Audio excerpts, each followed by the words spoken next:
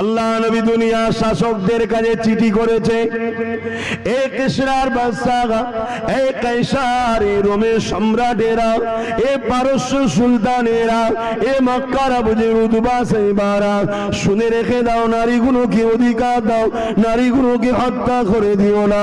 আমি রাসূলুল্লাহ জানিয়ে দিলাম, কোন বাবার ঘরে যদি নারী একটা হয়, দুটো হয়, তিনটে হয়, ওই বাবা যদি মন না খারাপ করে, ওই বাবা যদি নারীগুলোকে মহব্বত করে, আল্লাহ দিয়া শ্রেষ্ঠ নিয়ামত মনে করে আদর দিয়ে ওর লেখাপড়া করিয়ে ওর বিবাহটা দিয়ে দিতে পারে। এ দুনিয়ার মানুষ শুনে রেখে দেয়, আমার ইসলামকে নিয়ে মিথ্যা প্রচার করবেন না, আমার ইসলাম নিয়ে মিডিয়াতে মিথ্যা প্রোপাগান্ডা ছড়াবেন না, আমার ইসলামকে নিয়ে মিথ্যা ষড়যন্ত্র চালাবেন না, আমার ইসলামকে নিয়ে নাটক ড্রামা বানিয়ে মিথ্যা প্রচার করবেন না। তবে হ্যাঁ, আমি বুক ঠুকে বলে যাই, আমার ইসলাম এমন একটা খুশবু, আমার নবী এমন একটা খুশবু, আমার কোরআন এমন একটা খুশবু, একে নিয়ে যত লড়াঘাটা হবে ততই কিন্তু খুশবু মানুষের নাকে যাবে। এই আমেরিকা চেয়েছিল ইসলামকে মুছে দেব, কিন্তু আজকে পৃথিবীর বুকে সব থেকে দ্রুত যে দেশেতে মানুষ ইসলাম কবুল করছে, ওই দেশটার নাম হলো আমেরিকা, ব্রিটেন, ফ্রান্স।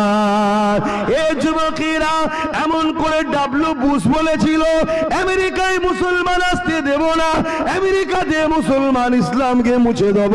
কিন্তু মনে রাখবেন, ইসলাম কোন মানুষের বানানো মত নয়, ইসলাম মহান স্রষ্টার মনোনীত ধর্ম। ইন্নাদ দীনা ইনদাল্লাহিল ইসলাম। এই আমেরিকার বুকে ডাব্লিউ বুশ বলল ইসলামকে রাখবো না, আর মহান সৃষ্টিকর্তা কি বললে, এই বুশ শুনে রেখে দাও, আমি আল্লাহ পারি তোমার ঘর থেকে ইসলামের বাতি জ্বালাতে। এই বুশের কোনো পুত্র সন্তান ছিল না, তার ছিল কন্যা সন্তান। ওই কন্যা সন্তানকে মহান সৃষ্টিকর্তা ইমানের কলেমা পড়িয়ে দিয়ে কোরআনের হাফেজা বানিয়ে দিয়েছে। আরো জোরে বলুন সুবহান।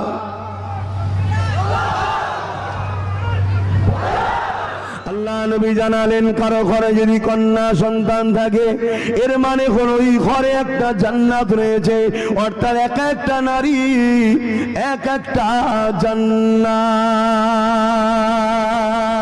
এ যুবকেরা, তরুণেরা, উলামা হাজরাতরা রয়েছে, জিজ্ঞাসা করুন, আলমারহুম আল্লামারা রয়েছে, জিজ্ঞাসা করুন, আল জান্নাতু তাহতা আকদামুল উম্মাহাত, প্রতিটা ছেলেদের জান্নাত হলো তার মায়ের পায়ের তলায়।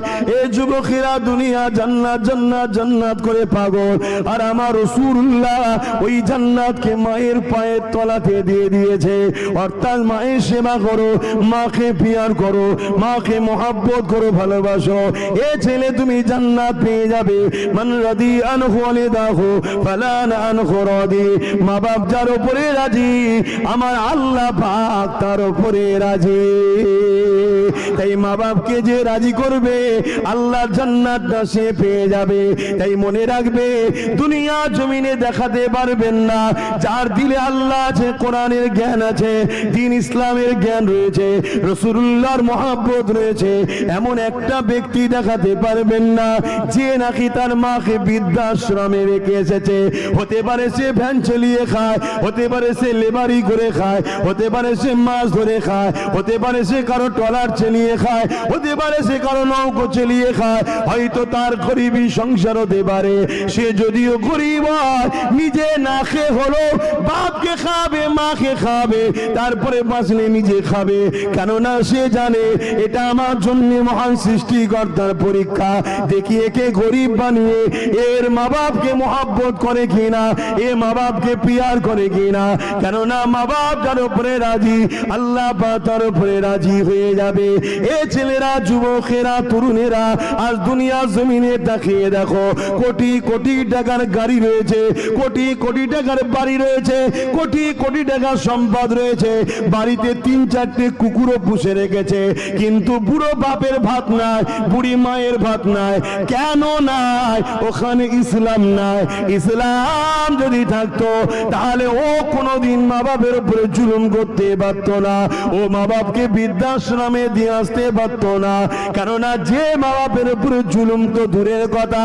আন আবি উমামা তান্না রাসূলানি ক্বালা ইয়া রাসূলুল্লাহ মা হাক্কুল ওয়ালিদাইনি আলা ওয়ালাদি ক্বালা হুমা জান্নাতুকা নারুকা। কোন ছেলে যদি মা বাপকে উহু করে যদি ব্যবহারে উহ করে আওয়াজটা করে, কষ্ট দিয়া তো দূরের কথা, জুলুম করা তো দূরের কথা, তার কোন ব্যবহারে যদি তার বাপ মা একবার উহ করে আওয়াজ করে, ওই ছেলেটা জাহান্নামী হয়ে যাবে। আর কারো ব্যবহারে যদি তার বাপ মা খুশি হয়ে যায়, আমার আল্লাহ তাকে জান্নাতি বানিয়ে দেয়। আরো জোরে বলুন সুবহান। কি গো, অজে অসুবিধা হচ্ছে নাকি? কেন প্রথমবার এসেছি, আর কি শুনতে চাইছেন আপনারাই ভালো জানেন। কিন্তু আমি ইসলাম বলছি তো নাকি, আমি তো অন্য বিষয়ে কথা বলছি না। হায় হায় হায় হায়, আজকে আমাদের কাছে ইসলাম কই? ইসলাম কাকে বলে শোনেন। আল্লাহ নবী, নূহ নবী, দয়া নবী, রাহমাতুল লিল আলামিন নবী আমার যে রাস্তা দিয়ে যেতেন, ওই রাস্তা দিয়ে একটা অমুসলিম মহিলা আমার নবী পাককে কষ্ট দেবে বলে একটা কাঁটা বিছিয়ে রাখতো, যাতে করে নূর নবীর পায়ে কাঁটাটা ফোটে, আল্লাহ নবী কষ্ট পাবে। এখন প্রশ্ন হতে পারে, আমার নবীকে ওই মহিলাটা কেন কষ্ট দিত? ওই অমুসলিমটা কেন ব্যথা দিত? ওই অমুসলিমটা আমার নবীর উপরে কি রাগ ছিল? কোন রাগ নয়, ওই অমুসলিমটাকে তৎকালীন সন্ত্রাস আবু জেহেল, উতবা, সাইবা, আবু লাহাব এরা ভুল বুঝিয়েছিল। কেন ভুল বুঝিয়েছিল? আমার নবীর ইনসাফের কাছে মানুষ দলে দলে আসতে লেগেছে, আমার নবীর নাই প্রচারের কাছে মানুষ দলে দলে আসতে লেগেছে, আমার নবীর মানব বন্ধনের কাছে মানুষ দলে দলে আসতে লেগেছে, আমার নবীর ইহসান ইনসাফের কাছে মানব বন্ধনের কাছে অমুসলিম থেকে দলে দলে মানুষ আমার নবীর কাছে আসছে। আমার নবীকে নবী বলে ইমানের কালিমা পড়ে ইসলাম অ্যাকসেপ্ট করে নিতে লেগেছে। এইটা দেখে আবু জেহেল, উতবা, সাইবা পৃথিবীর তৎকালীন জালিম যারা ছিল, যারা মানুষের খোদা সেজে বসেছিল, যারা মানুষকে কৃত দাস দাসী বানিয়েছিল, যারা মানুষকে ভোগ করত, যারা নারীদের উপরে জুলুম করত, তারা দেখলো মুহাম্মদকে যদি রুকা না যায় তাহলে আমাদের ক্ষমতা আচ্যুত হয়ে যেতে হবে। এ যুবকেরা, তরুণেরা, বাবেরা, আমার নবীর বিরুদ্ধে তারা মিথ্যা প্রচার চালিয়েছিল। আমার নবীকে জাদুকর বলতো, আমার নবীকে পাগল বলতো, আমার নবী সম্বন্ধে উল্টো পাল্টা মিথ্যা প্রচার করেছিল। ওই মহিলাটা, অমুসলিম মহিলার কানেও আমার নবী সম্বন্ধে মিথ্যা মেসেজ এসেছিল। তাই ওই রাগ করে আমার নবীকে কষ্ট দেবে বলে আমার নবীর রাস্তাতে কাঁটা বিছত। একদিন এই কাঁটাটা বিছানো নেই, আল্লাহ নবী যখন খবর পেলেন কাঁটাটা বিছানোর মহিলাটা কোথায় গেল, খবর পেল মহিলাটা বিমারে পড়েছে। আরে নূর নবী, দয়া নবী এক তো তার দুশ্মনী করত, আবার সে অমুসলিম ছিল, এক আল্লাহ মানত না, তার তাওহীদের উপরে ঈমান আনে নে। এ যুবকেরা শোনো শোনো, দোনো জাহানের সুলতান নূর নবী আমার ওই মহিলার বাড়ি চলে গেলে, মহিলাকে গিয়ে মা বলে সম্বোধন করে ডাক দিলে, মহিলা চোখ খুলে বলে, কে রে বাবা এত দয়া বয়া বলে ডাক দিলি? ওই মহিলা ঘুরে দেখে যার রাস্তায় কাটা বিছাদা সেই মোহাম্মদ আমাকে মা বলে ডাকছে। ওই মহিলা আমার রাসূলুল্লাহকে দেখে অবাক হয়ে বলতে লাগলো, কি খবর বাবা, তুমি কি আমায় চেনো? আমি কি করি তুমি জানো? আল্লাহ নবী বললেন, মা ওসব কথা বাদ দেন, আমি সবই জানি মা। তবে মা জানতে চায়, আজ শুনলাম আপনি অসুস্থ, কি করে তুমি জানলে বাবা? কেন আপনি আমার রাস্তায় কাটা বিছান? ও তুমি জানো তাহলে? হ্যাঁ মা, আমি সবই জানি। তাহলে তুমি আমাকে দেখতে এলে কেন, আমার খোঁজ নিতে এলে কেন? আল্লাহ নবী বলেছিলেন, মা আপনি আমাকে কাটা বিছান কেন? আপনি আমার সম্বন্ধে ভুল মেসেজ পেয়েছেন, আপনি আমার সম্বন্ধে ভুল জেনেছেন, আপনাকে আবু জেহেল ভুল শুনিয়েছে, উতবা ভুল শুনিয়েছে, সাইবা ভুল শুনিয়েছে, তাই আপনি আমার উপরে নারাজ হয়ে তাই আমার উপরে রাগ মিটাতে লেগেছে। কিন্তু মা মনে রাখবে, আমি মুহাম্মদ তামাম আলমের জন্য রাহমাতাল লিল আলামিন হয়ে এসেছি। নবী পাকের কথা শুনে বুড়ি মহিলা চোখের পানি রইল না, সে পানি চোখ দিয়ে জারি হয়ে যায়। আজও বিশ্বজুড়ে সিনেমার মাধ্যমে, মিডিয়ার মাধ্যমে, আবার তথাকথিত একদল সব বেরিয়েছে, চলছে না চলে না, আমার নবী সম্বন্ধে কুৎসা রটাচ্ছে না রটাইনে?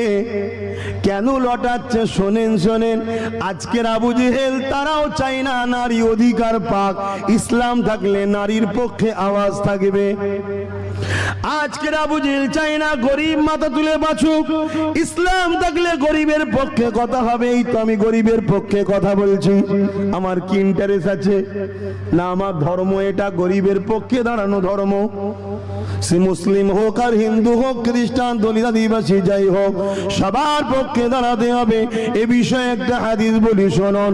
আমার নূর নবী বসে আছে, এক ইহুদি লোক এসেছে, ইহুদি অন্য ধর্মের মানুষ, যারা মুসা আলাইহিস সালামকে মাননেওয়ালা দাবিদার, কিন্তু আলহামদুলিল্লাহ তাদের থেকে বেশি মুসা নবীকে আমরা মানি। জোরে বলুন। তো যাই হোক, ইহুদি এসে আমার রসুলকে জিজ্ঞেস করছে, মোহাম্মদ সাল্লাল্লাহু আলাইহি সাল্লাম বলুন তো ইসলামের সব থেকে ভালো কাজ কোনটা? ইসলামে সব থেকে ভালো কাজ কোনটা? আমার নবীকে জিজ্ঞেস করছে ইহুদি এসে। আল্লাহর নবী কি বলেছিলেন? মসজিদ তৈরি করা, বলবেন তো? মাদ্রাসা তৈরি করা, বলেন, বলেছেন? বড় জুব্বা পরা, দাঁড়িয়ে রাখা, টুপি পরা ইসলামের সব থেকে ভালো কাজ? না না না না, এগুলো ভালো কাজ অস্বীকার করছি না, কিন্তু ইসলামের সব থেকে ভালো কাজ আল্লাহ নবী বললেন ক্ষুধার্তকে খানা খাওয়ানো। ইহুদি মানুষটা প্রশ্ন করলো, মুহাম্মদ সে যদি ইসলাম অ্যাকসেপ্ট না করে? আল্লাহ নবী বললেন, আমি বলেছি মানুষ। কি বলেছি? মানুষ। তুমি আবার ঘোরাচ্ছ কেন? এ বাবা শোনো, মানুষ তার কি ধর্মীয় পরিচয় ওটা তার বিষয়, কিন্তু আল্লাহর সৃষ্টি মানুষ। ক্ষুধার্তকে যদি খানা খাওয়াও, আমি রাসূলুল্লাহ জানিয়ে দিলাম ইসলামের সব থেকে ভালো কাজ হলো এটা। তাহলে একটা মুসলমান যদি দেখো রাস্তা দিয়ে যাও, অমুসলিম কেউ ক্ষুধার্ত আছে, তাকে যদি খানা খাওয়াও, ইসলামের সব থেকে ভালো কাজ হবে না? হবে না? এক কথা বলে না তো? এটা যদি প্রচার চলে, আগামী দিন তো সবাই বলবে মুহাম্মাদের গোলামকে আমাদের লিডার বানা। অসুবিধা আছে না? নাই? তাই ইসলাম সম্বন্ধে ভুল বুঝাও। বুঝছেন না? বোঝেন না? ডিস্টার্বটা কোথায়? তরুণেরা, মুসলমানের মধ্যে দুটো কোয়ালিটি আছে, একটা হলো হোসাইনি মুসলমান আর একটা হলো এজিদি মুসলমান। হোসাইনি মুসলমান আলাদা জিনিস, এজিদি মুসলমান আলাদা জিনিস। হোসাইনি মুসলমান কখনো একটা পিপিলিকাকেও ইচ্ছা করে মারতে পারে না। মানুষ তো দূরের কথা, পিঁপড়ে বোঝেন তো নাকি পিপিলিকা? যদি পিপিলিকাকে ইচ্ছা করে মারে, সে যদি বলে আমি হোসাইনি মুসলমান, তাহলে সে মৃত্যু খাবে। আর যে এমন করে পিপিলিকা মারবে না, কেননা সে আল্লাহর সৃষ্টি, তাকে মারার অধিকার তোমার আমার নাই। এ হবে হোসাইনি মুসলমান। আমি কি বুঝাচ্ছি আপনারা বুঝছেন তো নাকি?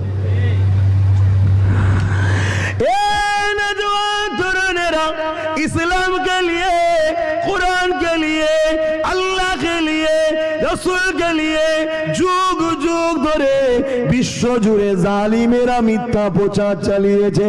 কেননা তারা দুনিয়ার মানুষকে গোলাম বানিয়ে রাখতে চায়, আর ইসলাম বলে মানুষ কখনো মানুষের গোলাম হবে না, মানুষ একমাত্র দাসত্ব করবে আল্লাহ পাকে।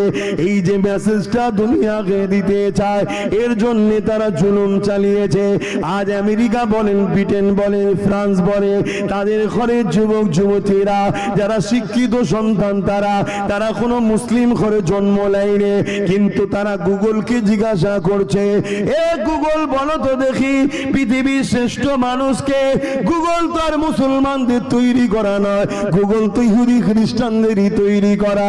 ওই গুগল বলতে লেগেছে হযরত প্রফেট মুহাম্মদ রাসূলুল্লাহ, যিনি হলেন পৃথিবীর শ্রেষ্ঠ মানব। ওই যুবক যুবতী কোন আমেরিকার ছেলে, আমেরিকার মেয়ে, ব্রিটেনের ছেলে, ব্রিটেনের মেয়ে, ফ্রান্সের ছেলে, ফ্রান্সের মেয়ে।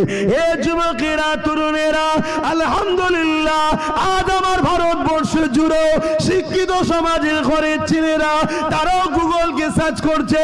এ গুগল বলো তো দেখি পৃথিবীর শ্রেষ্ঠ মানুষকে? গুগল জানিয়ে দিচ্ছে মুহাম্মদ রাসূলুল্লাহ। ওই গুগলকে আবার বলছে মুহাম্মাদের জীবনী দাও, মুহাম্মদ রাসূলের জীবনী দিচ্ছে।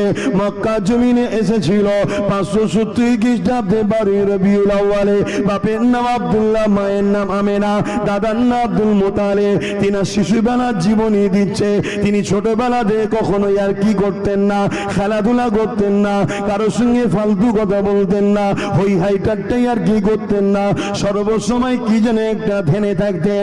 এইভাবে তিনার জীবন কাটতে কাটতে 40 বছর যখন বয়স হয়ে যায়, মক্কার জমিনে একটা উঁচু পাহাড়ে দাঁড়িয়ে পুরো প্রতিবেশীকে ডাক দিয়ে বলে, এ আমার প্রতিবেশীরা, আমি মুহাম্মদ সম্বন্ধে তোমাদের ধারণা কি? আমি মুহাম্মদ যদি বলি ওই পাহাড়ের পিছনে একদল লোক আছে, তোমাদের উপরে খুনি জুলুম করবে, হামলা করবে, তোমরা কি মেনে নেবে? তারা বলতে লেগেছিল মেনে নেব। আল্লাহ নবী তাদেরকে বলতে লাগলো, আমি মুহাম্মদ বলবো তোমরা মেনে নেবে? তারা বলল হ্যাঁ মেনে নেব। আল্লাহ নবী বললেন, তোমরা তো চোখে দেখুনি, মানবে কেন? মক্কার মানুষেরা বলেছিল, হে মুহাম্মদ সাল্লাল্লাহু আলাইহি ওয়াসাল্লাম, 40 বছর ধরে আপনাকে দেখছি, কখনো মিথ্যা বলেননি, কখনো ফাজলামি করেননি, কখনো ইয়ারকি করেননি, কখনো নাটক করেননি, কখনো ঠাট্টা বিদ্রোহ করেননি, কখনো কোনো বুড়াই খারাপ কাজের মধ্যে জড়াননি, কারোর সঙ্গে ইয়ারকি করেননি, কারো ক্ষতি কখনো চাননি, কোনো ফালতু কথা আপনি বলেননি। 40 বছর ধরে যাকে দেখছি সেই মানুষটা আজকে যদি বলে তাহলে তার মধ্যে সত্যতা রয়েছে, না হয় সে কখনো বলতে পারে না। ওই সে আমার নবী বলেছিলেন, এ দুনিয়ার মানুষেরা, এ মক্কার মানুষেরা, লা ইলাহা ইল্লাল্লাহ আনা মুহাম্মদ রাসূলুল্লাহ, নেই কোনো ইলাহা এক আল্লাহ ছাড়া, আমি মুহাম্মদ আল্লাহর প্রেরিত রাসূল। এটা কি তোমরা মেনে নেবে? তারা আমার নবী পাকের বিরোধী করেছিল। কেমন বিরোধী করেছিল? আল্লাহ নবীকে এমন করে রক্তাক্ত করে দিয়েছিল, আল্লাহ নবীর উপরে জুলুম করেছিল। কিছুক্ষণ আগেই যারা বলল মুহাম্মদ তুমি আল আমিন চির সত্যবাদী, তারা জুলুম করতে লেগেছে। আমেরিকার যুবক যুবতী, ফ্রান্সের যুবক যুবতী, ব্রিটেনের যুবক যুবতী, আমার দেশেরও যুব সমাজ পড়তে লেগেছে।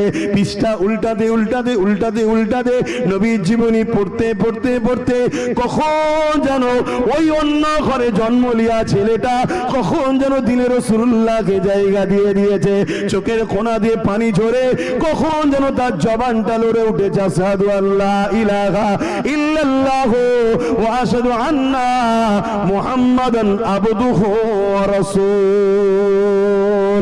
আরো জোরে বলুন সুবহান।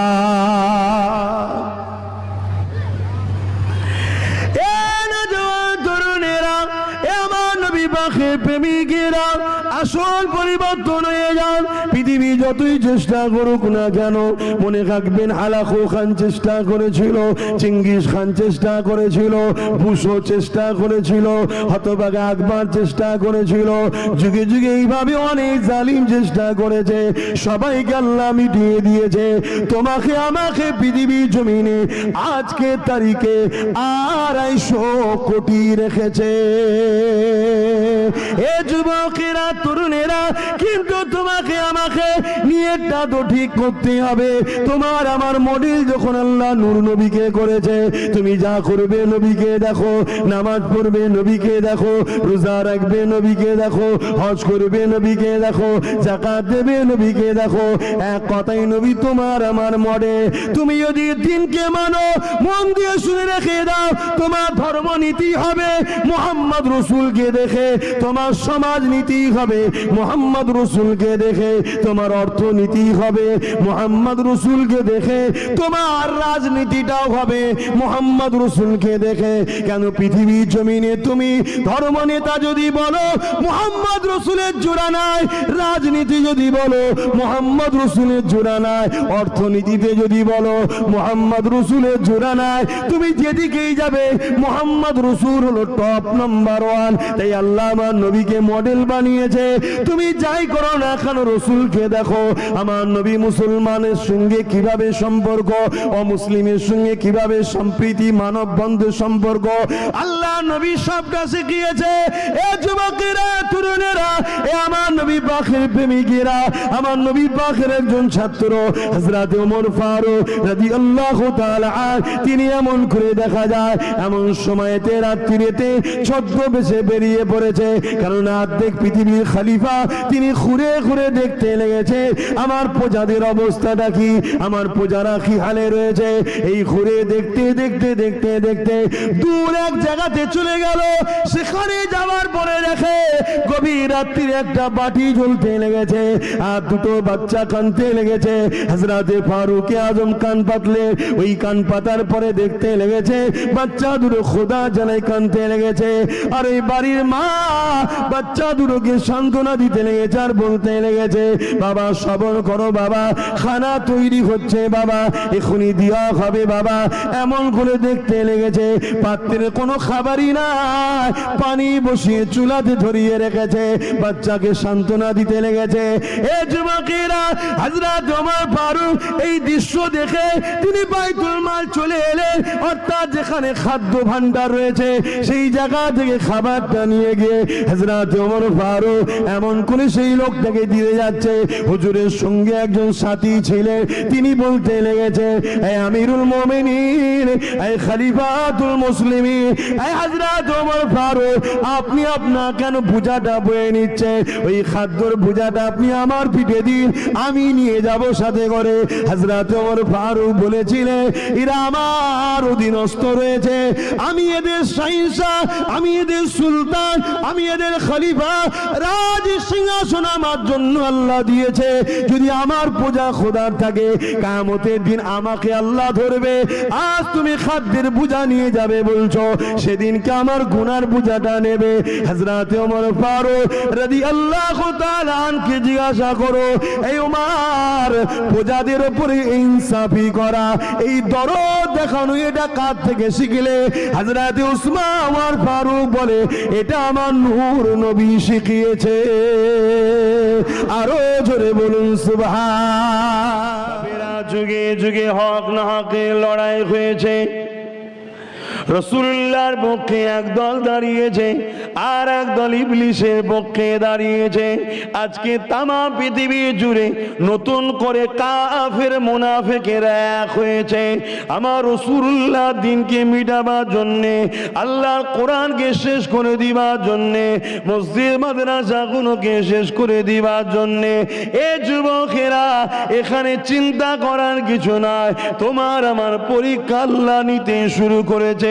তুমি আমি যদি রাসূলুল্লাহর প্রকৃত গোলাম হই, জানের মায়া নয়, ধন দৌলতের মায়া নয়, কোনো সম্পদের মায়া নয়, সন্তান পরিবার বাচ্চাদের মায়া নয়, তোমার আমার লক্ষ্য একটাই থাকবে আমি রাসূলুল্লাহর গোলাম। এ জানও রাসূলুল্লাহর জন্যে, এ মালও রাসূলুল্লাহর জন্যে, এ পরিবার সন্তান সবই রাসূলুল্লাহর জন্যে কোরবান হয়ে যা। তাহলে মনে রাখবে যদি তুমি এই অবস্থায় মারা যাও আল্লাহ তোমাকে শহীদের দরজা দিয়ে দেবে। আর যদি তুমি কামিয়াবি হয়ে যাও আমার আল্লাহ তোমাকে দুনিয়া জমিনে মর্যাদা গাজী দেবে এবং আখিরাতে গাজীর সম্মান দান করবে।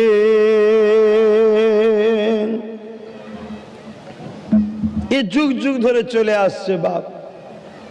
আজকে চতুর্দিকে কান পাতেন, কে মসজিদ লেলিতে চাইছে, কে মাদ্রাসা লেলিতে চাইছে, কে আমার নবীর শানকে খাটো করছে, করছে না করে না বল? এটা কি নতুন? না। তরুণেরা, এরপরও চারিদিকে তাকিয়ে দেখেন আমাদের উপরে জুলুম অত্যাচার, আমার রাসূলুল্লাহর উম্মত উম্মতিদের উপরে অত্যাচার। মনে রাখবেন, এই অত্যাচার জুলুম থেকে যদি বাঁচতে চান, আমার নবী পাকের প্রেম বাড়ান, নবী পাকের মহব্বত বাড়ান, নবীর সঙ্গে সম্পর্ক গভীর সম্পর্ক করে, তাহলে আল্লাহ আপনাকে সাহায্য করবে, সব জায়গাতে আল্লাহ আপনাকে কামিয়াবি দান করবে। এ যুবকেরা, আমাদের ঘাটতি হতে লেগেছে, ওই ঘাটতি জায়গাটা পূরণ করতে হবে। এ যুবকের আগেই বলে দিলাম, হযরত ইমামে গাজ্জালী বলতে লেগেছে, তোমাদের উপরে যদি বালা মুসিবত আসে, সেই বালা যদি সংসার জীবনে হয়, সেই বালা যদি কারবার জীবনে হয়, সে বালা যদি রাষ্ট্র জীবনে হয়, সে বালা যদি অর্থনৈতিক জীবনে হয়, যে কোনো বিষয়ে তোমরা যদি মুসিবতে পড়ে যাও, মনে রাখবে এই মুসিবত থেকে উদ্ধার হওয়ার পন্থা হলো আমার নবী পাকের সঙ্গে প্রেমের সম্পর্ক বাড়াতে হবে, প্রেম বাড়াতে হবে, মহব্বত বাড়াতে হবে, তবেই তুমি এই বিপদ থেকে উদ্ধার হয়ে যাবে। এই বিষয়ে তোমাদেরকে একটা ইতিহাস শোনাই, শোনো। আমার নবী পাকের এক সাহাবী ছিলেন, যিনার নাম হলো হযরত খালিদ বিন ওলীদ, যিনি আমার নবী পাকের পক্ষে দাঁড়িয়ে নাই সত্য ইনসাফ ইনসানিয়াতের জন্য, আল্লাহ দ্বীনের জন্য, মানবতার জন্য 125টা লড়াই করেছে। 125টা লড়াইতে হযরত খালিদ বিন ওলীদকে আল্লাহ পাক কামিয়াবি বিজয় দিয়েছে।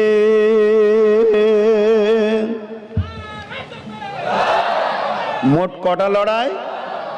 125টা। 125টাতেই জিতেছে, বলুন সুবহানাল্লাহ। আর কাদের সঙ্গে লড়াই? তৎকালীন সময় রোম ছিল, কিসরা ছিল, কাইসার ছিল, পারস্য ছিল, যারা হাজার হাজার বছর ধরে রাজত্ব করছে, যাদের সৈন্য পাওয়ার, যাদের প্রশাসনিক ক্ষমতা, যাদের রাষ্ট্রীয় ক্ষমতা এত বিশাল পাওয়ার, সেই পাওয়ারের মোকাবেলা 125টাতে খালিদ বিন ওলীদের নেতৃত্বে সিপাহসালারে লড়াই হয়েছে। 125টাতে খালিদ বিন ওলীদের আল্লাহ কামিয়াবি দিয়েছে। জোরে বলুন সুবহানাল্লাহ। ইতিহাস আমার কমকে জানা দরকার আছে না নাই? আর রাসূলের সঙ্গে রিশতা আমাদেরকে কোন জায়গায় নিয়ে যায় জানা দরকার আছে না নাই? বাপেরা, নওজোয়ান তরুণেরা, এ নবী পাকের প্রেমিকেরা, হযরত খালিদ বিন ওলীদ হুজুর 1 তারিখে এমন করে রোম সম্রাটের বিরুদ্ধে লড়াই করতে লেগেছে। কেননা রোম সম্রাট ছিল অত্যাচারী একজন শাসক, সে প্রজাদেরকে লুটতো, মানুষের ইজ্জত আবরু লুটে নিত, মানুষের সম্পদকে নিজের সম্পদ মনে ভোগ করত। এই রোম সম্রাটের বিরুদ্ধে হযরত খালিদ বিন ওলীদের নেতৃত্বে এক কাফেলা নিয়ে যে লড়াই শুরু হয়েছে, যুদ্ধ শুরু হয়েছে। এই লড়াই যুদ্ধেতে খালিদ বিন ওলীদ এবং সাহাবা হুজুররা এমন একটা পর্যায়ে পৌঁছে গেছে, যে সময় নিজেদের মধ্যে আলোচনা শুরু হয়ে গেছে, আজ মনে হয় আমরা জিততে পারবো না, হেরে যাব। আজ মনে আমরা কামিয়াবি হতে পারবো না, হেরে যাব। আজ আমাদেরকে পিছিয়ে যেতে হবে।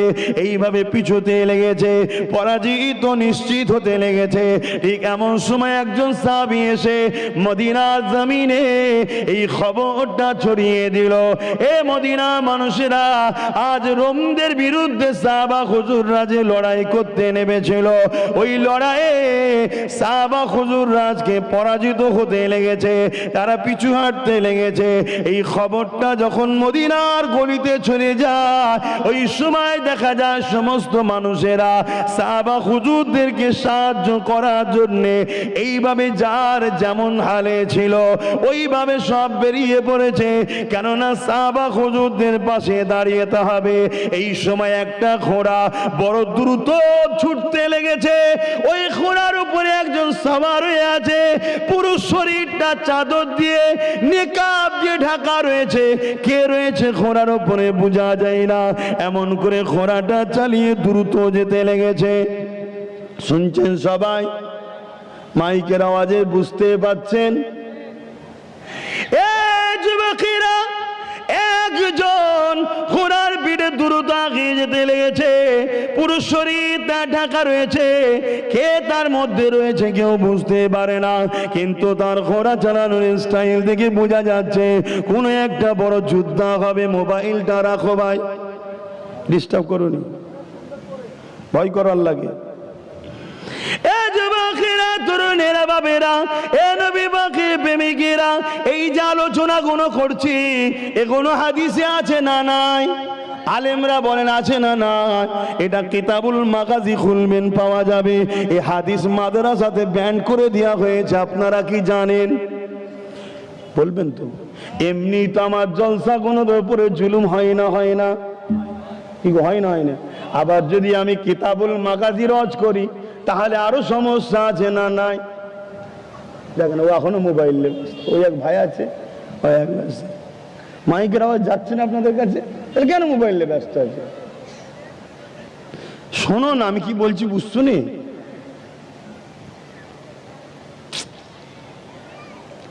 তুমি জানো মাদ্রাসায় কোরআন পড়ানো বন্ধ হয়ে গেছে? এই জানো তুমি? তুমি তো খোঁজ রাখোনি, তুমি তো খোঁজ রাখবে না কেন? কোরআন যাচ্ছে যাক, তোমার তো কিছু যায়নি। হায় হায় হায় হায় হায়, দুনিয়া দুনিয়া দুনিয়া দুনিয়া। এই যে ওয়াকিয়াগুলো বলছি এগুলো কিতাবুল মাগাজি, এই হাদিসের সিলেবাসগুলোকে টোটাল পড়ানো বন্ধ হয়ে গেছে মাদ্রাসায়। জানেন কেন? জানেন, আমাদের ছেলেরা যদি এগুলো পড়ে তাহলে ঈমান তেজ হবে, মজবুত হবে। তো ঈমান মজবুত হলে শয়তানের ভয় হচ্ছে। এ কথা বুঝছেন না? বুঝছেন না? এগুলো বন্ধ হয়ে গেছে। আর আমাদের মাদ্রাসায় যিনারা চাকরি বাকরি করে, আহা, পেট দরকার না, পেট বললে তো আব্বাস সিদ্দিকীর সব খারাপ হয়ে যাবে। সবাই যদি দুশ্মন হয়ে যায় কাকে নিয়ে চলবো? আর এরম ভাবছেন নাকি? মনে রাখবেন, চেষ্টা আমার কাজ, কামিয়াবি আল্লাহর কুদরতি হাতে আছে। শুনছেন? চেষ্টা করা আমাদের কাজ, কামিয়াবি কার হাতে? জোরে বলে, আল্লাহর হাতে। ইসলামে সংখ্যা লাগে না, ইসলামে ঈমান লাগে। অতএব হাদিসটা শোনাচ্ছি, একটু মন দিয়ে শুনেলাম। হযরত খালিদ বিন ওয়ালিদের মেসেজ যখন চলে এলো, এমন কোন ওই ঘোড়ার উপরে সওয়ার হওয়া নিকাব পরা মানুষটা, আল্লাহর বান্দাটা, এ যুবকেরা কে রয়েছে বুঝতে পারেনি। ওই সওয়ারিটা দ্রুত যেতে লেগেছে। ওই সাহাবা হুজুরদের মধ্যে থেকে যিনি খবরটা দিতে এসেছে তিনি ভাবতে লেগেছে কোনো জাসুস তো নয়, কোনো গোয়েন্দা তো নয়, এমন করে খবরটা পেয়ে গিয়ে সাহাবাদের উপরে হামলা করার জন্য ছুটছে। তাই সাহাবী বড় ঘোড়াটাকে ছুট করে তাড়ার চেষ্টা করেছে, কিন্তু ঘোড়াটা এত দ্রুত যেতে লেগেছে, ওই সাহাবী পৌঁছাবার আগে ওই পুরো ঢাকা শরীর ঢাকাটা ওই ঘোড়ার উপরে যিনি সওয়ার ছিলেন এমন করে লড়াইয়ের ময়দানে আগে পৌঁছে যায়। লড়াইয়ের ময়দানে পৌঁছে গিয়ে সিপাহসালার খালিদ বিন ওয়ালিদ, যিনার নেতৃত্বে লড়াইটা হতে লেগেছে, কমান্ডার চিফ যিনি চেয়েছে, তিনার চতুর্দিকে ঘোড়াটা ঘুরতে লেগেছে। খালিদ বিন ওয়ালিদ বলতে লেগেছে, কে বাবা তুমি, কে তুমি এই ঘোড়ায় সওয়ার হয়ে আমার চতুর্দিকে তুমি ঘুরতে লেগেছো, নিজেকে পুরো ঢেকে রেখেছো, কে তুমি? চেহারা খানা দেখাও, তুমি কে? বলো দুশ্মন পক্ষের কেউ নাকি? এই কথা হতে লেগেছে। কিন্তু ঘোড়ার উপরে যিনি সওয়ার রয়েছে উনি যেন কি একটা সুযোগ খুঁজতে লেগেছে, কি যেন একটা সুযোগ খুঁজতে লেগেছে। যখনই একটা সুযোগ পেয়েছে, যে জায়গায় মুখের কাপড়টা তুললে কেউ দেখতে পাবে না, এই রকম একটা পরিস্থিতিতে মুখের নিকাবটা যখন তুলে দিয়েছে, খালিদ বিন ওয়ালিদ দেখতে লেগেছে এ অন্য কেউ না, ইনি হলো আমার প্রাণের স্ত্রী।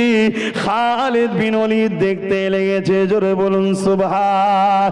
এ যুবকেরা, খালিদ বিন ওয়ালিদ বলতে লেগেছে, আমার প্রাণের স্ত্রী, কি ব্যাপার এই লড়াইয়ের ময়দানে আপনি কেন? ওই সময় স্ত্রী বলতে লেগেছে, মদিনার জমিনে ঘোষণা দেওয়া হয়েছে, এমন করে সাহাবা হুজুররা ঘিরে যেতে লেগেছে। আমি চিন্তা করতে লাগলাম, আল্লাহ সাইফুল্লাহ, আল্লাহ তরওয়াল যাকে বলা হয়, ওই খালিদ বিন ওয়ালিদ আমার স্বামী যিনি, তিনার নেতৃত্বে লড়াই হতে লেগেছে। এই লড়াই কি করে হারতে পারে, কি এমন কমজোরি রয়েছে? আমি চতুর্দিকে ঘরে তালাশ করতে করতে এই টুপিটা পেলাম। এলেন টুপিটা এলেন, একটা টুপি স্ত্রী স্বামীকে দিল।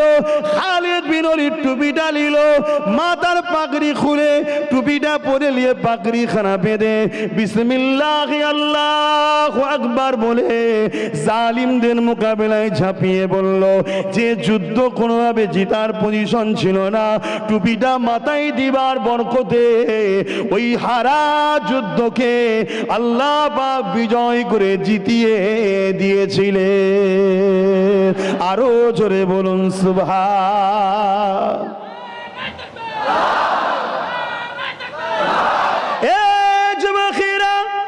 ওই টুপির মধ্যে কি ছিল, কি এমন ব্যাপার রহস্য রয়েছে, এটা কি জানার প্রয়োজন নাই? খালিদ বিন ওয়ালিদ বলেছিল, এ আমার নবীর সাহাবারা, 125টা লড়াই আমি জিতেছি, 125 জায়গাতে লড়াই করতে গেছি, কোনো এক জায়গাতে আমি হারি না, জিতেছি। এই কৃতিত্ব আমার নয়, এই কৃতিত্বটা হলো আমার রাসূলুল্লাহ। ওই টুপির মধ্যে আল্লাহ নবী নূর নবীর দাড়ি মোবারক রাখা ছিল। আল্লাহ নবী একদিন খালিদ বিন ওয়ালিদকে একটা দাড়ি মোবারক দিয়েছিল। ওই দাড়িটাকে খালিদ বিন ওয়ালিদ ওই টুপির মধ্যে বড় যত্ন করে সেলাই করে রেখে দিয়েছিল।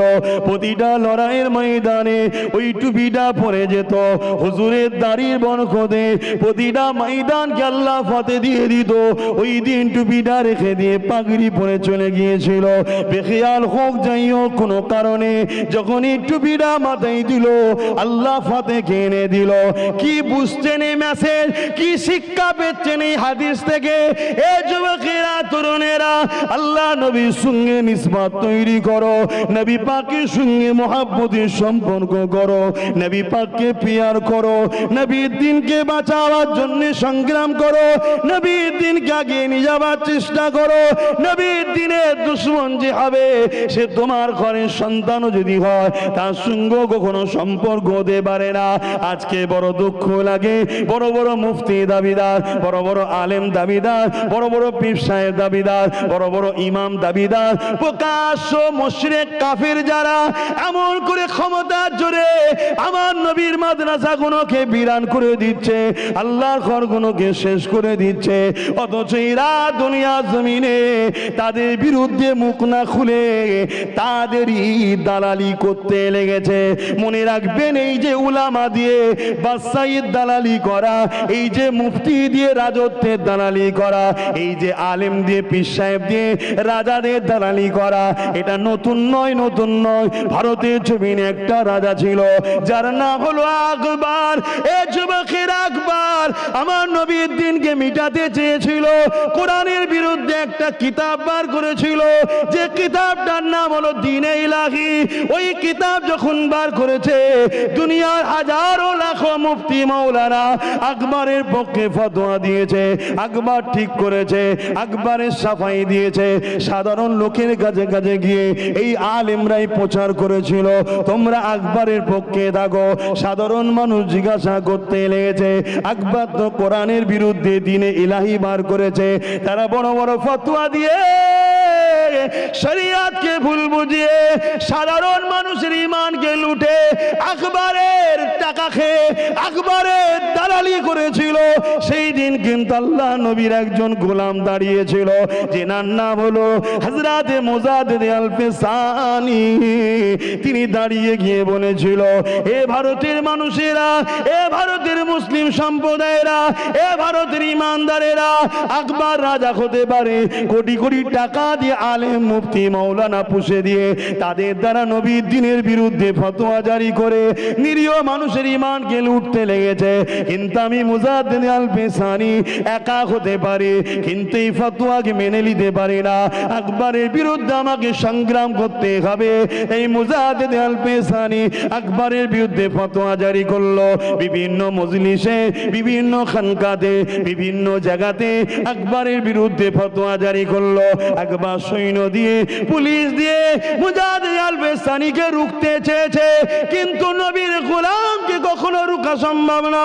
কারণ এই জমিন আল্লাহ নবীর জন্য করেছে, এই আসমান আল্লাহ নবীর জন্য করেছে, এই কায়নাতকে আল্লাহ নবীর জন্য করেছে। হয়তো গোলামের আগে পিছু ফোর্স নাই, গোলামের আগে পিছু ফোর্স নাই তো কি হয়েছে, গোলামটা কার দেখতে হবে। তাই আকবর একদিন চ্যালেঞ্জের মোকাবেলায় এলো। ওই চ্যালেঞ্জের মোকাবেলাতে এমন করে মুজাদ্দিদ আল পেসানি একদিকে দাঁড়ালো, আর একদিকে আকবর সম্রাট বাদশা দাঁড়ালো, পুরো ভারতের বাদশা দাঁড়ালো। আকবরের পক্ষে হাজার হাজার খরিদ করা ইমাম, হাজার হাজার খরিদ করা মুফতি, হাজার হাজার খরিদ করা মাওলানা দাঁড়ালো। এ যুবকেরা, আর আমার মুজাদ্দিদ আল পেসানির দিকে গুটি কত মানুষ দাঁড়িয়ে রইল। কারণ আকবরের হাতে পাওয়ার রয়েছে, আকবরের মিলিটারি রয়েছে, আকবরের ফোর্স রয়েছে। এই জন্য সবাই আকবরের ক্ষমতার কাছে মাথা নত করে দিল। আর মুজাদ্দিদ আল পেসানির দিকে গুটি কত মানুষ দাঁড়িয়ে রয়ে গেল। আমার মুজাদ্দিদ আল পেসানি আল্লাহর কাছে হাত তুলে বলতে লাগলেন, আল্লাহ এই লড়াইয়ে আপনার সাহায্য চাই। আল্লাহ সাহায্য শুরু করে দিলে, বিশাল তুফান শুরু করে দিলে। ওই তুফানে আকবরের পক্ষে যত মুফতি মাওলানা আলেম ইমাম ছিল এবং আকবর সহ সবাইকে আল্লাহ তুলে নিয়ে যে জাহান্নামে নিক্ষেপ করে দিল। কিন্তু মুজাদ্দিদ আল পেসানিকে আল্লাহ কামিয়াবি দিল। সেদিনও কামিয়াবি দিয়েছে। আজ 700 বছর হয়ে গেছে, আজও মুজাদ্দিদ আল পেসানির জন্য কোটি কোটি কোটি কোটি বাপ মা ভাই বোন আজও দিবানা হয়ে আছে। আরো জোরে বলুন সুবহান। বাবেরা, নওজোয়ান তরুণেরা, এ নবী পাকের প্রেমিকেরা, আল্লাহ বা দুনিয়া জমিনে আমাদের ঘরে কিছুদিনের জন্য পাঠিয়েছে। এই পৃথিবীটা চিরস্থায়ী নয়। আজ টাকা আছে, কাল চলে যাবে। আজ নাই, কাল চলে আসবে। আজ ক্ষমতা আছে, কাল চলে যাবে। আজ নাই, কাল চলে আসবে। সব কিছুই কিন্তু শেষ হয়ে যাবে। কিছুদিনের জন্য আসে, কিছুদিনের জন্য চলে যায়। কিন্তু আমার রাসূলুল্লাহ যারা গোলামি করে, আমার নবীকে যারা পিয়ার করে, নবীর সুন্নতে জীবন করে, রাসূলুল্লাহকে মডেল বানায়, নবী পাককে প্রতিটা কাজে ফলো করে, মনে রাখবেন দুনিয়া জমিন থেকেও চলে যাবার পরেও ওর কামিয়াবি বাঁচতে থাকে। শুধু দুনিয়া জমিন থেকে কবরের জমিন নয়, কাল কিয়ামতের ময়দানেও সেই দিনও তিনার সম্মান মর্যাদা তেমন হবে। এবং পরকালের জমিনে সব থেকে সম্মানিত জায়গা আল্লাহ পাকে জান্নাত পেয়ে যাবে। এ যুবকেরা, তরুণেরা, বাবেরা, আল্লাহ নবী, নূর নবী, দয়া নবীকে মহব্বত করেন, প্রিয়ার করেন, ভালোবাসেন। যাদের দিলে নবীর মহব্বত নয়, তাদের সঙ্গে উঠা বসা নয়। যাদের দিলে নবীর মহব্বত আছে, তাদের সঙ্গে উঠা বসা করেন। এ যুবকেরা, আজ দুনিয়ার জমিনে আমাদের এই ধ্বংসের কারণ হলো আমাদের সোহবতের মধ্যে একদম ছদ্মবেশী মুনাফিক ঢুকে গেছে, যারা আমাদেরকে বড় নরম লেহেজা থাকার জন্য মেসেজ দেয়, ঠান্ডা থাকার জন্য কথা বলে, বলে না, বলে না? আরে ইসলাম তো ঠান্ডাই, ইসলাম তো ঠান্ডাই। কিন্তু ইসলাম অন্যায়ের কাছে ঠান্ডা হতে বলেছে নাকি ভাই? একটু কথা বলবেন না তো? আমার এই মেসেজটা আপনারা বুঝছেন তো? একটাই বিষয়, কল্যাণ ও মুক্তি যদি পেতে চান, হুজুরের সঙ্গে জুড়ে যান, আমার নবীর সঙ্গে জুড়ে যান। বাপেরা, নওজোয়ান তরুণেরা, এ নবী পাকে প্রেমিকেরা, নামাজ তোমাকে আমাকে পড়তে হবে, রোজা তোমাকে আমাকে রাখতে হবে, হজ মালদারকে করতে হবে, যাকাত মালদারকে দিতে হবে, কোরআন তোমাকে আমাকে পড়তে হবে, দান খায়রাত তোমাকে আমাকে করতে হবে, মা বাপকে মুহাব্বত তোমাকে আমাকে করতে হবে।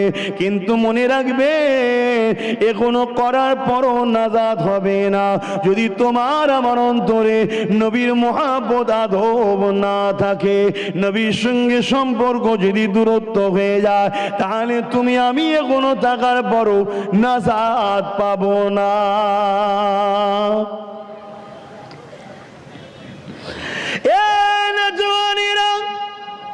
আল্লাহ নবী সাহাবী হযরত আবু বকর সিদ্দিক নামাজ পড়েছিল, আর রাইসুল মুনাফিক আব্দুল্লাহ ইবনে উবাই সেও নামাজ পড়েছিল। আল্লাহ নবী সাহাবী আবু বকর কোথায় নামাজ পড়েছে? মদিনা নববী শরীফে নামাজ পড়েছে। কার পিছনে ইক্তেদা করে নামাজ পড়েছে? নূর নবীর পিছনে ইক্তেদা করে নামাজ পড়েছে। আব্দুল্লাহ ইবনে উবাই যার মুখে দাঁড়িয়ে ছিল, মুনাফিক ছিল, সেও রাসূলুল্লাহর পিছনে ইক্তেদা করে নামাজ পড়েছে। এ যুবকেরা, মন দিয়ে শোনো, মন দিয়ে শোনো। আজকে আমরা ধ্বংস কেন হয়ে যাচ্ছি? আজ দুনিয়া জুড়ে আমাদেরকে হত্যা ষড়যন্ত্র কেন হয়? আজ দুনিয়া জুড়ে কেন কোরআনের বিরুদ্ধে কথা হয়? কেন দুনিয়া জুড়ে আমার ইসলামের বিরুদ্ধে কথা হয়? কেন দুনিয়া জুড়ে আমার মসজিদকে মিটিয়ে দিয়ে প্রমোটিং করে কারখানা ফ্যাক্টরি করতে চাইছে? কেন মাদ্রাসা কোনোকে মিটিয়ে দিতে চাইছে? কেন মুসলমানদের এলাকা কোনোকে বিভিন্ন জিনিস হবার নামে এলাকা কোনোকে দখল করে নিয়ে কর্পোরেশনদের হাতে তুলে দেওয়া হয়ে মুসলমানদের ঘরে উচ্ছেদ করে দিবার প্ল্যান চলছে? এই সব কিছুর পিছনে একটাই কারণ রয়েছে।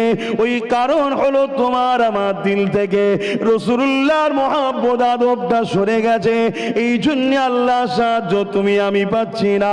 তাই বলে দিয়ে যায়, পরিবর্তন হন, নিজেকে রাসূলুল্লাহর সঙ্গে জড়ে নবীর প্রেম, নবীর আদব নিজের হৃদয়ে ভরে দেয়। তাই মন দিয়ে একটুখানি বোঝার চেষ্টা করেন। হযরত আবু বকর সিদ্দিক নামাজ পড়েছে, আর রাইসুল মুনাফিক আব্দুল্লাহ ইবনে উবাইও নামাজ পড়েছে। আবু বকর সিদ্দিক রোজা রেখেছে, রাইসুল মুনাফিক আব্দুল্লাহ ইবনে উবাই রোজা রেখেছে। আবু বকর সিদ্দিক নবী পাকের সাথে লড়াইয়ের ময়দানে, জিহাদের ময়দানে গেছে, আর রাইসুল মুনাফিক আব্দুল্লাহ ইবনে উবাই রাসূলুল্লাহর সঙ্গে জিহাদের ময়দানে গেছে। এই যুবকেরা, হযরত আবু বকর সিদ্দিক নবীর সঙ্গে আল্লাহর ঘর কাবায় গেছে, রাইসুল মুনাফিক আব্দুল্লাহ ইবনে উবাই সেও আমার নবীর সঙ্গে কাবায় গেছে। এই যুবকেরা, এরপরও কি ফয়সালা হচ্ছে শুনুন। আল্লাহ কোরআনে নাজিল করে দিল রাইসুল মুনাফিক আব্দুল্লাহ ইবনে উবাই সম্বন্ধে এবং সমস্ত মুনাফিক সম্বন্ধে আল্লাহ কোরআনে জানিয়ে দিল, এরা সব থেকে নিকৃষ্ট কঠিন জাহান্নামে যাবে। আর আমার আবু বকর সম্বন্ধে আমার নবী পাক দুনিয়া জমিনে জান্নাতে সার্টিফিকেট দিয়ে দিলে। আরো জোরে বলুন সুবহান। আমার ওয়াজ বুঝছেন তো নাকি আপনারা? তা সিদ্দিক আকবরও নামাজ পড়েছে, আব্দুল্লাহ ইবনে উবাইও নামাজ পড়েছে। সিদ্দিক আকবর রোজা রেখেছে, আব্দুল্লাহ ইবনে উবাইও রোজা রেখেছে। সিদ্দিক আকবর হজ করেছে, আব্দুল্লাহ ইবনে উবাইও হজ করেছে। সিদ্দিক আকবর রাসূলুল্লাহর সাথে জিহাদের ময়দানে গেছে, আব্দুল্লাহ ইবনে উবাইও গেছে। সিদ্দিক আকবর দান করেছে, আব্দুল্লাহ ইবনে উবাইও দান করেছে। এরপরে আব্দুল্লাহ ইবনে উবাই দুনিয়া থেকে জান্নাত জাহান্নামের খবর পেল, আর সিদ্দিক আকবর জান্নাতের সুসংবাদ সার্টিফিকেট পেল। জোরে বলুন সুবহানাল্লাহ। সমস্যাটা তাহলে কোথায়? পার্থক্য কোথায়? এ যুবকেরা, হযরত আবু বকর সিদ্দিককে জিজ্ঞাসা করা হয়েছিল, হুজুর পার্থক্য কোথায়? হযরত আবু বকর বকর সিদ্দিকী বলেছিলেন, শুনে আব্দুল্লাহ ইবনে উবাইয়ের মধ্যে যা রয়েছে আমি আবু বকরের মধ্যে তাই রয়েছে, কিন্তু আমি আবু বকরের মধ্যে যা রয়েছে আব্দুল্লাহ ইবনে উবাইয়ের মধ্যে তা নাই। পার্থক্য কোন জায়গায় শোনে? হযরত আবু বকর কি বলতে লাগলো, রাইসুল মুনাফিক আব্দুল্লাহ ইবনে উবাইয়ের মধ্যে নামাজ রয়েছে, আমি আবু বকরের মধ্যে নামাজ রয়েছে। রাইসুল মুনাফিক আব্দুল্লাহ ইবনে উবাইয়ের রোজা রয়েছে, আমি আবু বকরের রোজা রয়েছে। আব্দুল্লাহ ইবনে উবাই হজ করেছে, আমি আবু বকরও হজ করেছে। আব্দুল্লাহ ইবনে উবাই জিহাদ করেছে, আমি আবু বকরও জিহাদ করেছে। আব্দুল্লাহ ইবনে উবাই দান করেছে, আমি আবু বকর দান করেছে। আব্দুল্লাহ ইবনে উবাই পাগড়ি পরেছে, আমি আবু বকর পাগড়ি পরেছে। আব্দুল্লাহ ইবনে উবাই মুখে দাড়ি রেখেছে, আমি আবু বকরও দাড়ি রেখেছি। সব ওর যা আছে আমারও তাই আছে, কিন্তু আমার যা আছে ওর তা নাই। কি রয়েছে আপনার ওর তা নাই? এ যুবকেরা শুনে রেখে দাও, আব্দুল্লাহ ইবনে উবাইয়ের কথা বলে নিয়ে আল্লাহ নবী সাহাবী হযরত আবু বকর বলেছিল, আব্দুল্লাহ ইবনে উবাইয়ের নামাজ থাকতে পারে, রোজা থাকতে পারে, হজ দান খায়রাত থাকতে পারে, কিন্তু দিলেতে আল্লাহ নবীর মুহাব্বত আর আদব নাই। এই জন্য ও দুনিয়ায় সব টাকার বড় জাহান্নামী। আমার ওর যা আছে তাই আছে, কিন্তু আমার দিলে আল্লাহ নবীর মুহাব্বত আদব আছে, যেটা ওর নাই। এটা থাকার জন্য আমি আবু বকর জান্নাতে সার্টিফিকেট পেয়েছি। আরো জোরে বলুন সুবহান। এগুলো তো আল্লাহ আমাদের শিক্ষা দিচ্ছে। আজকে আমাদের মধ্যে মাওলানা রয়েছে, মুফতি রয়েছে, পীর সাহেব রয়েছে, ইমাম সাহেব রয়েছে, হাজি সাহেব রয়েছে, আছে না নাই? এক কথা বলেন। পেটের জন্য ওয়াজ করি না, নবীর গোলামি করার জন্য ওয়াজ করি। কিয়ামতের দিনে যাতে রাসূলুল্লাহর দ্বীনের খাদেম, আল্লাহ দ্বীনের খাদেম নবীর গোলাম হিসাবে নাজাত পায়, এই জন্য ওয়াজ করি। পেটের যদি প্রয়োজন হতো ওয়াজ করব কেন? ব্যবসা করতাম, ব্যবসা। শুনছেন তো নাকি? যাতে নাজাত পায় এই জন্য ওয়াজ করি। কি কখন মসজিদে নামাজ যাবে? যে টাইম ছিল ওই টাইমে আমি মসজিদে, এখানে নামাজের দরজা শেষ। তাই এখানে মসজিদ কাছে, এখানে জলসা হবে, নামাজ হবে, কি ছেলে খেলা হচ্ছে নাকি? বন্ধ করো, ওটো সালাম দাও। ইয়া নবী সালাম, ইয়া নবী মদিনা হতে সব কিছু পারেন দেখিতে, মোদের লাশ কবরে রাখিলে লইবেন আপন করে। নবী সালাম, ইয়া রাসূল, ইয়া হাবিব, সালাম, ইয়া নবী নাম ও পিয়ারা, ইয়া রাসূল নাম ও পিয়ারা। আরশ पर हक ने पुकारा, सच पैगंबर हक हमारा। या नबी सलाम, या रसूल, या हबीब, সালাম। সকলে গায়ে গায়ে বসুন। বালাগাল উলা বিকামাল।